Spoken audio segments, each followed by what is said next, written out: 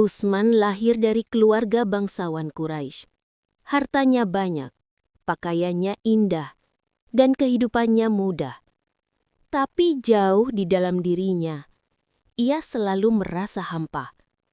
Di malam-malam sunyi, Utsman sering terbangun dari mimpi buruk. Ia merasa seakan hidupnya mengalir cepat, seperti air yang tak pernah ia genggam. Ia memiliki segalanya, tapi tak mengenal arah. Hingga pada suatu hari, kabar itu datang. Kabar bahwa keponakannya, Muhammad bin Abdullah, mengaku diutus sebagai rasul. Semua orang mencibir, menolak, bahkan mengejek. Tapi Utsman, ia diam. Ia menyendiri, merenung lama. Hingga akhirnya, ia memilih untuk mendengar kata hatinya. Ketika Utsman bertemu Rasulullah, ia tidak menantang, tidak bertanya panjang. Ia hanya mendengar ayat-ayat yang lembut, dan hatinya langsung bergetar. Pada hari itu, Utsman berkata, "Ya Rasulullah, aku bersaksi bahwa tiada Tuhan selain Allah, dan engkau adalah utusannya." Islam menerima salah satu hamba paling lembutnya. Tapi bagi Quraisy, itu adalah pengkhianatan. Mereka mengikat Utsman, memukulnya, dan mencoba memaksanya kembali pada agama nenek moyang. Tapi ia hanya tersenyum kecil dan berkata, "Demi Allah, aku tidak akan kembali pada kegelapan setelah melihat cahaya." Cahaya itu kelak menerangi seluruh umat Islam. Rasulullah menikahkan Utsman dengan putri beliau, Ruqayyah, seorang wanita yang lembut, baik hati, dan penuh kasih. Madinah menyebutnya Dzun-Nurain, pemilik dua cahaya. Karena tak ada manusia lain yang pernah menikahi dua putri Rasulullah selain Utsman.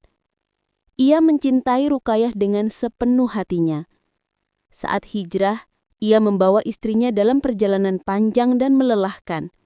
Ia tidak membiarkan Ruqayyah mengangkat barang sedikit pun. Ia memayungi istrinya dari panas, menuntun unta, dan memastikan Ruqayyah selalu berada di sampingnya. Cinta itu tulus. Cinta yang kelak membuat langit ikut menangis. Suatu kali Madinah pernah mengalami kekeringan panjang. Air menjadi langka. Satu-satunya sumur yang tersisa adalah milik seorang Yahudi yang menjual air dengan harga tinggi. Rasulullah bersabda, "Siapa yang membeli sumur itu, baginya surga." Utsman tidak berpikir dua kali. Ia membeli sumur itu dengan harga besar, lalu mengumumkan, "Air ini untuk siapapun, gratis. Demi Allah, aku tidak mengambil apapun darinya." Seluruh Madinah menangis haru. Dan itu belum apa-apa. Dalam perang Tabuk, umat Islam hampir tidak memiliki apa-apa.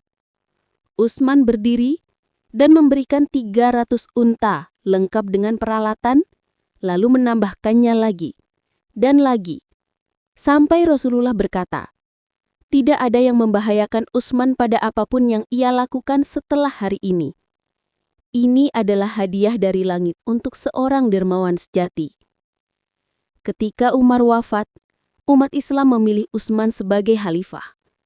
Ia memimpin dengan ketenangan, dengan senyap, tanpa kekerasan, tanpa teriakan. Di bawah kepemimpinannya, Al-Quran dibukukan dalam satu mushaf yang kita baca hingga hari ini.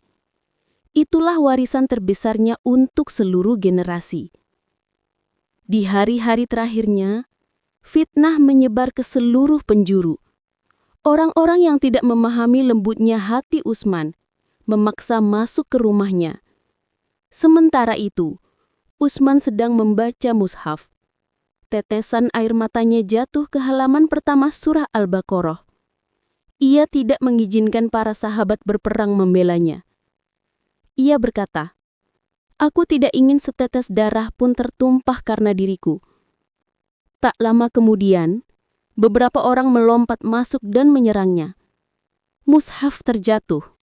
darahnya menetes pada firman Allah, "Fasayakfikahumullah." Allah akan mencukupimu dari mereka. Utsman syahid dengan Al-Quran di dadanya, dan dunia menangis kehilangan dermawan terbesar umat ini.